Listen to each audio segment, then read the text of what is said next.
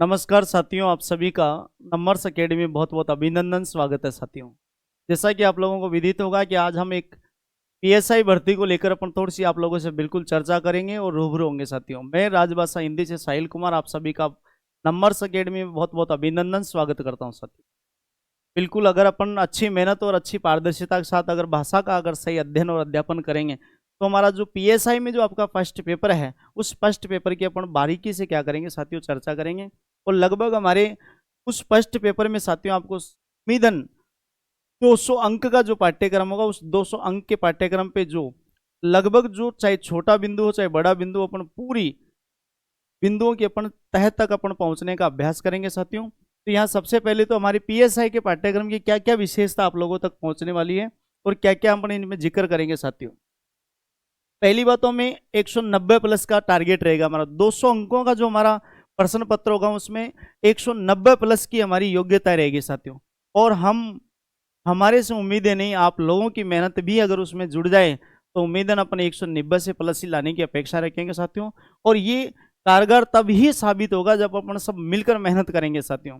और मैं आप लोगों को विश्वास और आश्वस्त करना चाहूंगा साथियों, अगर अच्छी मेहनत हो और एक एक बिंदु की पकड़ और बारीकी से अध्ययन अध्यापन की गतिविधियां सही दिशा में हो तो 190 प्लस ही होंगे, उससे कम नहीं होंगे साथियों। और इसमें क्या खास बात रहेगी, हमारा जो टारगेट तो बिल्कुल आपका 190 प्लस रहेगा। और हमारे आरपीएससी का जो पीएसआई का पाठ्यक्रम के अनुसार बिल्कुल एक एक बिंदु पे चर्चा करेंगे। साथ ही साथ कॉन्सेप्ट को क्लियरिटी होगी, मतलब हर चीज का कॉन्सेप्ट यानी बारीकी से उसका पूर्ण तह तक पहुंचने का प्रयास करेंगे। क्यों, कैसे, क्या हुआ, हर नियम भी देखेंगे, उदाहरण भी देखेंगे और सूत्र नियमावली को भी बारीकी से अध्ययन और अध्यापन में लाएंगे, ताकि हमारे को जो भी चीजें जो कंसेप्ट क्लियर करने की बात होगी वो सारा बारीकी से अपना हर चीजों को समझने का प्रयास करेंगे। फिर साथ ही साथ बात करेंगे, लाइव और रिकॉर्डेड क्लासेज भी आपको मिलेगी साथियों। लाइव कक्षा कक्ष मिलेगी। और आपको एक भी याद रहे, अगर हमारी लाइव क्लास या हमारी रिकॉर्डेड क्लास देख रहे हैं तो आपके लिए वर्णमाला की जो पूरी क्लास है, 7 कक्षा कक्षों का बिल्कुल हमने कार्यक्रम रखा है। उसमें आपको 7 कक्षा कक्ष वर्णमाला की पूरी निःशुल्क आपको यहाँ से उपलब्ध हो जाएगी नंबर्स एकेडमी से। वहाँ से आपके लिए एक तरह से डेमो क्लास भी हो जाएगी और साथ ही साथ आपके लिए बिल्कुल निःशुल्क मिलेगी वर्णमाला की पूरी कक्षा कक्ष, जिसमें आप देख सकते हैं कि किस तरह से हम 190 प्लस लाने की वास्तव में क्या योग्यताएं रखते हैं या हम ला पाएंगे, इसकी पूर्ण उसमें आप बिल्कुल आश्वस्त हो जाएंगे। साथ ही साथ क्लास नोट्स और आपकी ई बुक भी मिलेगी। आपको जो कक्षा कक्ष के जो नोट्स होंगे वो भी आपको पर्याप्त होंगे साथियों, और साथ ही साथ ई बुक्स भी आप तक उपलब्ध होगी, ध्यान रहे। साथ ही साथ चैप्टर वाइज और आपका फुल टेस्ट भी होगा, यानी चैप्टर वाइज आपका बिल्कुल जो विधिवत आपका टॉपिक टू टॉपिक टेस्ट होगा और साथ में एक संपूर्ण जो 200 अंकों से आधारित जो होगा, संपूर्ण पाठ्यक्रम पर आधारित होगा, वो भी आपका बिल्कुल टेस्ट होगा साथियों। ये हमारा सबका लक्ष्य और चयन होने की बिल्कुल गतिविधियां होगी साथियों। तो ये तो हमारे पाठ्य पीएसआई के बारे में बात हुई, और ये तब ही संभव होगा जब हम सब मिलकर मेहनत करेंगे साथियों। एक व्यक्ति के मेहनत करने से कोई काम नहीं चलेगा साथियों, क्योंकि राह जहां तक जाएगी राहगीर वहां तक जाएगा। दरिया से पूछ रहे हो कि नीर कहाँ तक जाएगा, खींच डोर निशाना साध अपनी मंजिल का, फिर देखेंगे कि तीर कहाँ तक जाएगा साथियों। अच्छे मेहनत करेंगे तो हमें बिल्कुल मंजिल और उद्देश्य जरूर प्राप्त होंगे साथियों। अब हम पाठ्यक्रम की बात करते हैं। हमारा जो फर्स्ट पेपर होने वाला साथियों पीएसआई का, राजस्थान पीएसआई में हमारा जो पाठ्यक्रम में जो पहला पेपर है, हम केवल और केवल हिंदी के पाठ्यक्रम की बिल्कुल चर्चा करेंगे साथियों। हिंदी का पाठ्यक्रम हमें 190 प्लस की बात करते हैं साथियों, तो 190 प्लस अपना अंक लाने की गतिविधियां अपनानी साथियों। अब देखना अपने को इसमें हमारे जो पाठ्यक्रम में कौन कौन से बिंदु सम्मिलित हुए हैं। तो राजस्थान जो पीएसआई का यानी राजस्थान थानेदार का जो प्रश्न पत्र है साथियों, उसमें कौन कौन से बिंदु आपके सम्मिलित में हैं। आपके संधि और संधि विच्छेद, समास, उपसर्ग, प्रत्यय, इनको अपन रचनात्मक शब्द भी कहते हैं। शब्द रचना के आधार पर इनकी रचना होगी, संधि, समास, उपसर्ग, प्रत्यय। और मैं आपको एक बात अच्छे तरीके से बता दूं, हम जितने बिंदुओं को बड़ा मानते हैं वो उतना ही सहज और उतना ही छोटा होता है साथियों। संधि समाज के नाम से हम डरते जरूर हैं, परंतु डर नहीं होना चाहिए साथियों, एक उम्मीद और विश्वास होना चाहिए। चाहे प्रश्न किसी भी दिशा से क्यों ना हो, परंतु हमारी नजरों से गुजरने के लिए उसमें ताकत होनी चाहिए और हम उसको सही करें, ऐसी अपेक्षा होनी चाहिए, ऐसा विश्वास होना चाहिए, तब जाके बात बढ़ेगी। और शब्द प्रकार में अपन क्या पढ़ेंगे, तत्सम, अर्धसम, तद्भव, देशज, विदेशी शब्द है, इनके बारे में जो भाषा के आधार पर इन शब्दों की उत्पत्ति होगी। यानी सबसे पहले संस्कृत भाषा से जन्म लेने वाले शब्द सीधे संस्कृत से हमारे हिंदी में आए वो तत्सम होते हैं, और संस्कृत भाषा से धीरे धीरे भाषाओं के दरमियान गुजर कर जो शब्द आए वो तद्भव होंगे, और हमारे जो ग्रामीण आम बोलचाल के रूढ़िवादिता के जो शब्द होते हैं वो देशज होंगे, और विदेशी भाषाओं से जो ग्रहण किए गए शब्द होंगे क्या होंगे साथियों, वो आपके बिल्कुल विदेशी शब्द होंगे। अब हमारी बात आती है संज्ञा सर्वनाम विशेषण क्रिया। हम इनको अव्यय, इनको विकारी और अविकारी शब्द ही बोलते हैं, ध्यान रखें। विकारी और अविकारी के नाम से भी संबोधन करते हैं। यानी विकारी शब्द आपके चार होंगे, संज्ञा सर्वनाम विशेषण और क्रिया होगा, और अविकारी भी चार होते हैं आपके, क्रिया विशेषण होता है, संबंध बोधक, विषमादि बोधक, निपात बोधक, ये अव्यय के नाम से भी इनका संबोधन होता है। साथ ही साथ आपका जो शब्द ज्ञान, सबसे ज्यादा शब्दकोश बढ़ाता है हमारा, वो शब्द ज्ञान ही बढ़ाता है साथियों। पर्यायवाची, विलोम शब्द, शब्द युगम, अर्थभेद, वाक्यांश के लिए, समश्रुत, सार्थक शब्द, उपयुक्त एक शब्द, ये सारे। और मैं आपको विश्वास दिलाता हूं ज्यादातर संस्थानों में और ज्यादातर शिक्षकों के द्वारा इन बिंदुओं को छोड़ दिया जाता है। इन बिंदुओं को न तो शिक्षक पढ़ाते हैं और न ही छात्र पढ़ पाता है। फिर बताओ 190 प्लस की अपेक्षा कैसे पूरी हो साथियों। तो इसके लिए हम आपके लिए छोड़ेंगे नहीं साथियों, हम इसको कक्ष में ही पढ़ेंगे, चाहे वो बिंदु कितना ही छोटा क्यों ना हो। आपको पर्यायवाची, विलोम शब्द, शब्द युगम की भी शॉर्ट ट्रिक के माध्यम से, चाहे कितने ही गजब के और कितने ही जटिल शब्द क्यों ना हो, अगर हम इनको सही दिशा में अगर पढ़ेंगे तो मैं उम्मीद और विश्वास के साथ बात को पूर्ण आश्वस्त होकर कह सकता हूं साथियों, अगर हमने इन बिंदुओं के प्रति अच्छी पकड़ हो गई, शॉर्ट ट्रिक के माध्यम से शब्दों को समझने का प्रयास किया, कक्षा को सुना और देखा, तो उम्मीदन आपके संधि समास वाले शब्द भी वहीं से जन्म लेते हैं। अन्य शब्दों को कोई स्थान नहीं होता भाषा में। तो ध्यान रहे, अगर इन शब्दों के प्रति आपका शब्दकोश मजबूत होगा, अन्य शब्दों के प्रति भी, अन्य बिंदुओं के प्रति भी आपकी एक अच्छी मजबूत पकड़ होगी साथियों।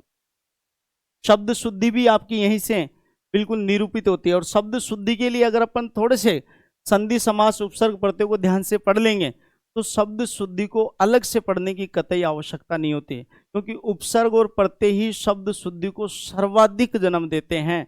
शब्द शुद्धि कोई अलग से कोई विशेष बिंदु नहीं है, इसमें कोई नियम और नियमावली की आवश्यकता नहीं है। केवल और केवल हमें संधि समास उपसर्ग प्रत्यय के जो शब्द होते हैं उनका अगर सही ढंग से विवेचन किया जाए, अध्ययन और अध्यापन किया जाए, तो हम कहीं न कहीं एक अच्छी पारदर्शिता के साथ भाषा में अच्छी पकड़ कर सकते हैं साथियों। फिर देखो पाठ्यक्रम इसमें और भी है थोड़ा सा, कि व्याकरण कोटियां, जैसे परसर्ग है, लिंग वचन पुरुष कालक कारवर्ती, व्याकरण कोटियां, हालांकि बिंदु बहुत छोटे होते हैं, परंतु कई बार ऐसे अचरज भरे प्रश्न हमारे भाषा में पूछ लिए जाते हैं जिसकी अपेक्षा हमें होती नहीं है साथियों। तो परसर्ग हो, लिंग हो।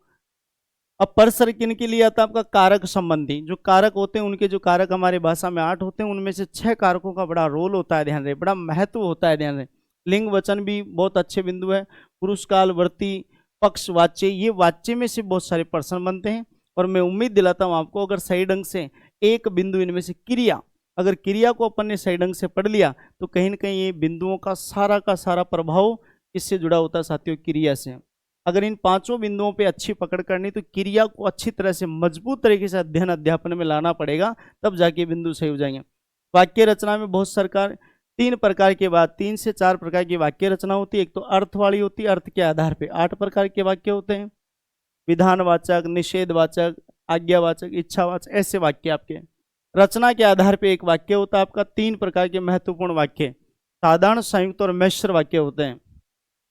एक होता काल के आधार पे आप वाक्य, वर्तमान काल, भूतकाल, भविष्य काल, उनमें भी फिर और भाग होते हैं, आसन्न भूतकाल, आपका सामान्य भूतकाल, पूर्ण भूतकाल, ऐसे वाक्य अपन वहां भी पढ़ेंगे साथियों। तो ये अर्थ के आधार पे, रचना के आधार पे, काल के आधार पे ये वाक्य रचना पढ़ेंगे साथियों। फिर वाक्य शुद्धि आपका एक महत्वपूर्ण बिंदु है, जो इस पाठ्यक्रम का एक निराधार, इस पाठ्यक्रम का एक मजबूत आधार कह सकते हैं, जिसमें से ज्यादातर प्रश्न पूछे जाते हैं, ध्यान रहे।